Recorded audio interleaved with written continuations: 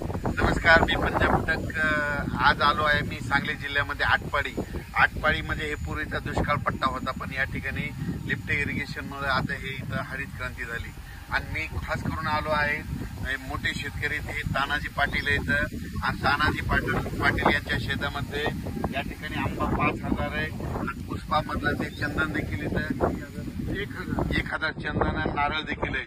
ही 150 acre जमीन आहे। या ठिकाणाहून माझ्या महाराष्ट्रातल्या शेतकऱ्याला अंदाज देणार आहे। राज्यातल्या सर्वप्रथम शेतकऱ्याला सांगू इच्छितो, आज आहे 18 जून 2025, म्हणजे या राज्यामधलं हे आता जे वारं सुटलंय हे कंप्लीट 24 तारखेपर्यंत असं वारं राहणार आहे, म्हणून हा अंदाज लक्षात येता। 25 तारखेला हे वारं बंद होणार आहे।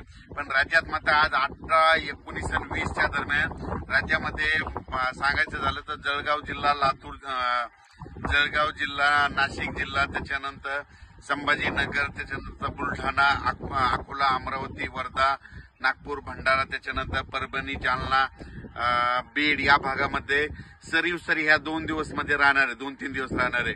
खूप काही मोठा पाऊस पडणार नाही, भाग बदलत पडणार आहे, सरी पडणार आहेत आणि सोयाबीन पेरलेले त्याला जीवदान भेटणार आहे, म्हणून हा अंदाज लक्षात घ्यायचा। म्हणजे सांगायचं झालं तर विदर्भ, पूर्व विदर्भ, मराठवाड्यामध्ये 2-3 दिवस सरीचा पाऊस राहणार आहे, सर्वदूर नसणार आहे, म्हणून हा अंदाज लक्षात घ्यायचा। पण राज्यात मग पाऊस कधी येणार तर राज्यात मात्र 20 ते 24च्या दरम्यान राज्यात हवामान कोरडं राहणार आहे, वारं सुटणार आहे, तुरळक ठिकाणी पाऊस स्थानिक वातावरण पडणार आहे, म्हणून हा अंदाज लक्षात घ्यायचा। पण राज्यात मात्र 25 नंतर